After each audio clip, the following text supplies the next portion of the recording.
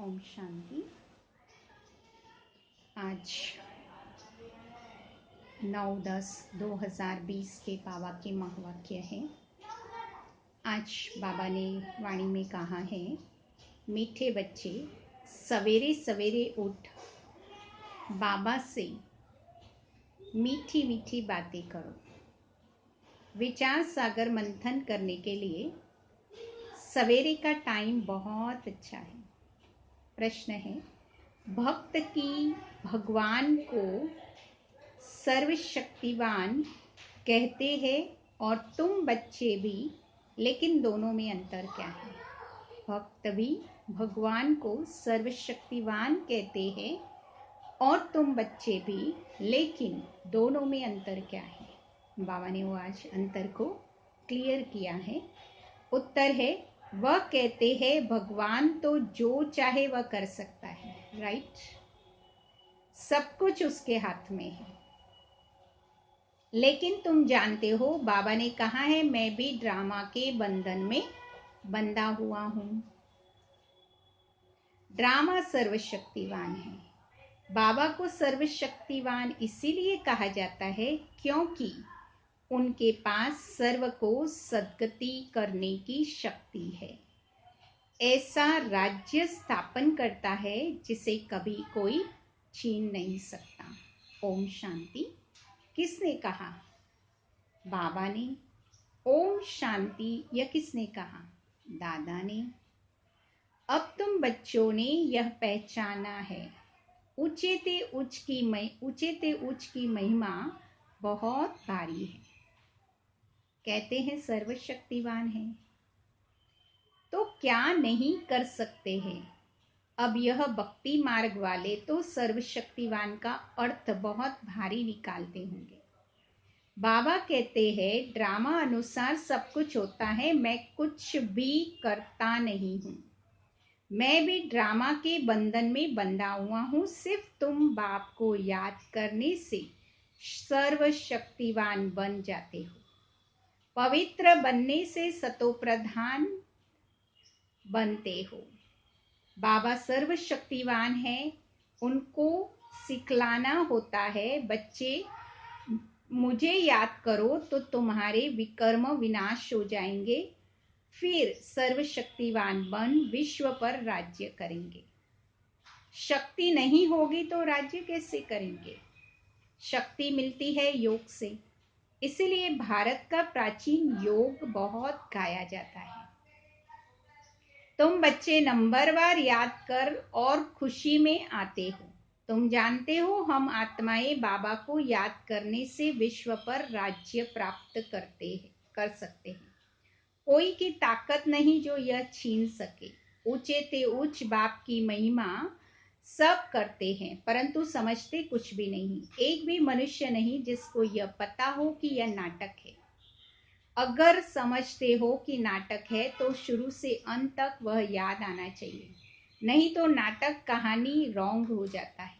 कहते भी है यह नाटक है, हम पार्ट बजाने आए हैं, तो उस नाटक के आदि मध्य अंत को भी जानना चाहिए ना। यह भी कहते हैं हम ऊपर से आते हैं, तब तो वृद्धि होती रहती है ना। सतयुग में तो थोड़े मनुष्य थे, इतनी सब आत्माएं कहाँ गई? यह कोई समझते नहीं है। यह अनादि बना बनाया ड्रामा है जो आदि से अंत तक रिपीट होता रहता है।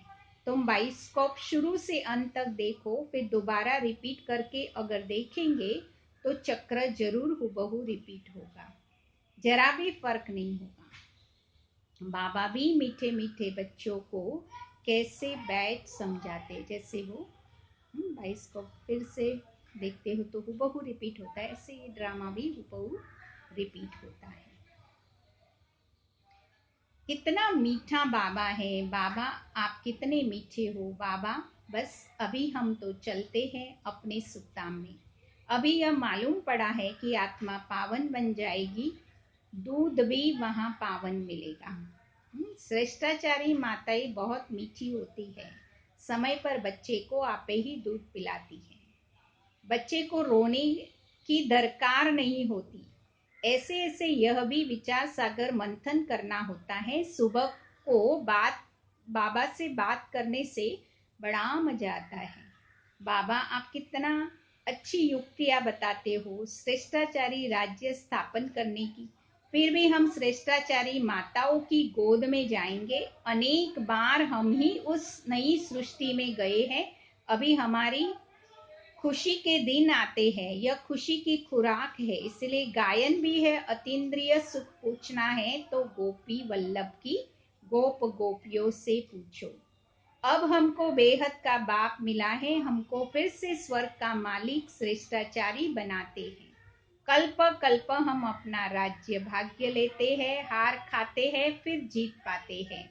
अभी बाप को याद करने से ही रावण पर जीत पानी है। फिर हम पावन बन जाएंगे, वहां लड़ाई दुख की आदि का नाम ही नहीं है। कोई खर्चा नहीं है। भक्ति मार्ग में जन्म जन्मांतर कितना खर्चा किया, कितने धक्के खाए, कितने गुरु किए। अब फिर से आधा कल्प हम कोई गुरु नहीं करेंगे। शांतिधाम सुखधाम जाएंगे। बाबा कहते हैं तुम सुखधाम में के राही हो। अब दुखधाम से सुखधाम में जाना है। वाह हमारा बाबा कैसे हमको पढ़ा रहे हैं। हमारा यादगार भी यहाँ ही है। यह बड़ा वंडर है। इस देलवाड़ा मंदिर की तो अपरंपार महिमा है। अभी हम राजयोग सीखते हैं, उसका यादगार तो जरूर बनेगा ना। यह हुबहू हमारा यादगार है। बाबा मम्मा बच्चे बैठे हैं, नीचे योग सीख रहे हैं। ऊपर में स्वर्ग की राजाई है। जाड़ में कितना क्लियर है। बाबा ने कैसे साक्षात्कार कराए, फिर चित्र बैठ बनवाए। बाबा ने ही तो साक्षात्कार कराया और फिर करेक्ट भी किया। कितना वंडर्स है। सारी नई नॉलेज है। किसी को भी इस नॉलेज का पता नहीं है। बाबा ही बैठ समझाते हैं। मनुष्य कितना तमो प्रधान हो जाते हैं। मनुष्य सृष्टि बढ़ती जाती है, भक्ति भी वृद्धि को पाते पाते तमो प्रधान बनती जाती है। अब तुम तमो सतो प्रधान बनने का पुरुषार्थ करते हो। गीता में भी अक्षर है ना, मन मना भव। सिर्फ यह नहीं जानते कि भगवान कौन है। अब तुम बच्चों को सवेरे सवेरे उठकर विचार सागर मंथन करना है कि मनुष्य को भगवान का परिचय कैसे दे। भक्ति में भी मनुष्य सवेरे उठकर कोठी में बैठ भक्ति करते हैं। वह भी विचार सागर मंथन हुआ। अभी तुमको ज्ञान का तीसरा नेत्र मिलता है। बाबा तीसरा नेत्र देने की कथा सुनाते हैं। इसी को ही तीसरी की कथा कह दिया है। तीसरी की कथा अमर कथा, सत्यनारायण की कथा भी मशहूर है। सुनाने वाला एक ही बाप है जो फिर भक्ति मार्ग में चलती है। ज्ञान से तुम बच्चे सॉल्वेंट बनते हो, इसलिए देवताओं को पदमपति कहते हैं। देवताएं बहुत धनवान पदमपति बनते हैं। कलयुग को भी देखो और सतयुग को भी देखो, रात दिन का फर्क है। सारी दुनिया की सफाई होने में टाइम लगता है ना। अविनाशी खंड है, यह कभी प्रायलोप नहीं होता। एक ही खंड रहता है आधा कल्प, फिर और खंड इमर्ज होंगे नंबरवार। तुम बच्चों को कितना ज्ञान मिलता है। बोलो वर्ल्ड की हिस्ट्री ज्योग्राफी कैसे चक्र लगाती है। आकर समझो प्राचीन ऋषि मुनियों का कितना मान है।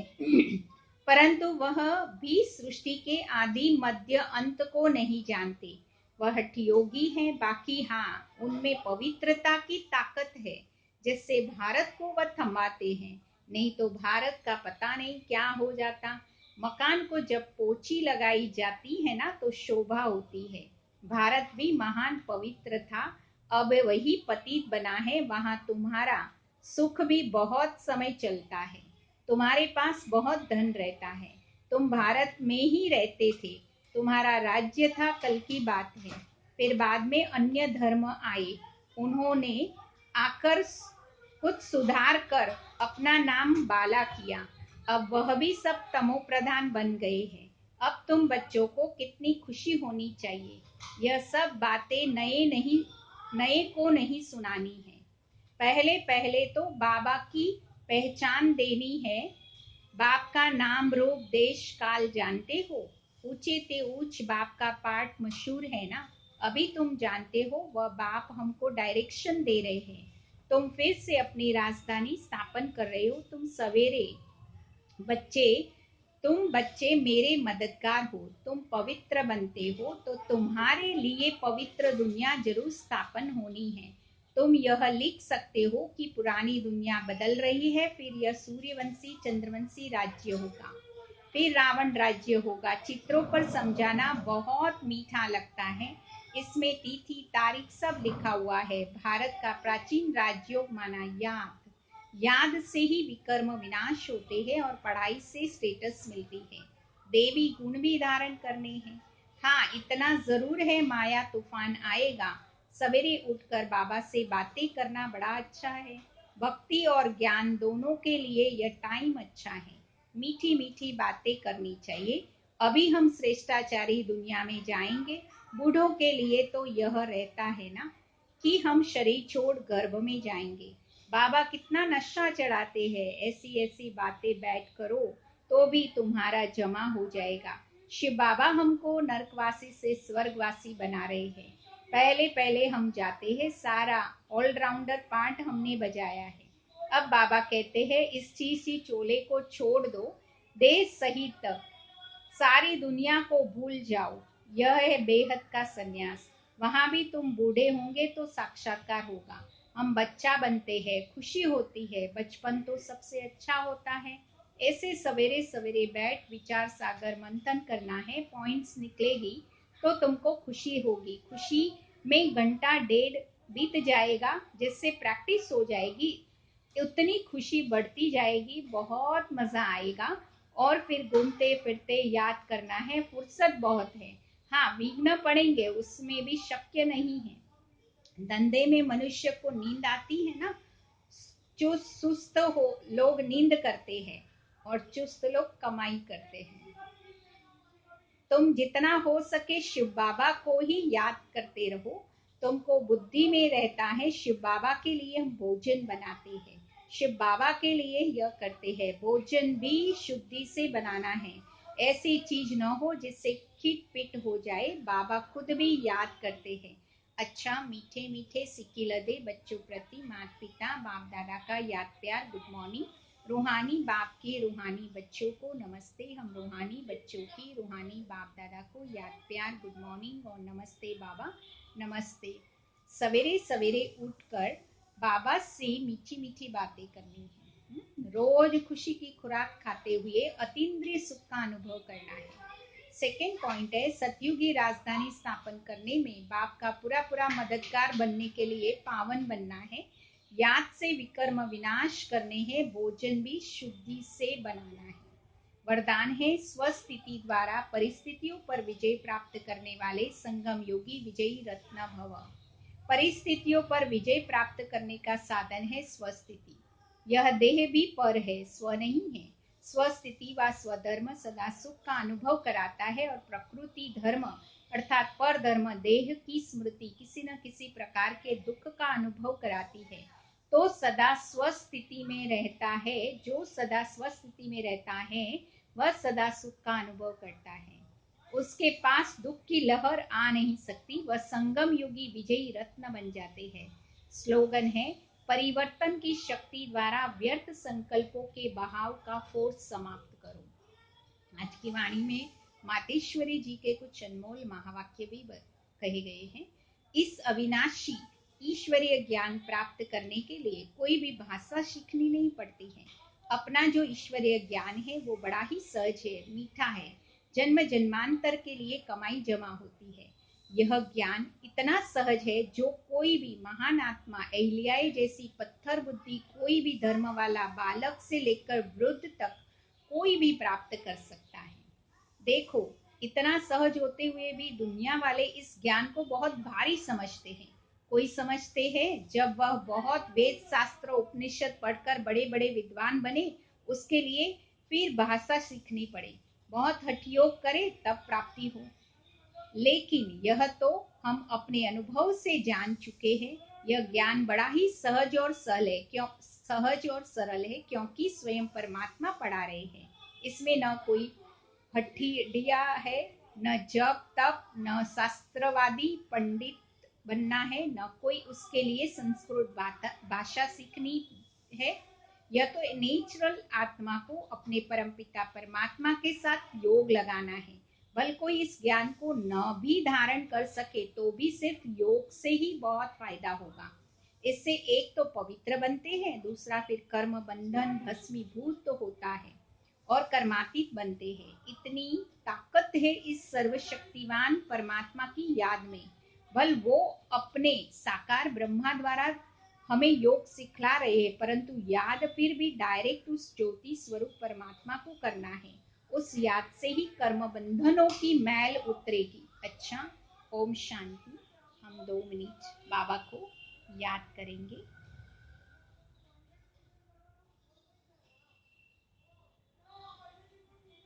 2 मिनट बाबा की याद में हम एक गीत बजाते हैं, सुंदर बाबा की मधुर याद का।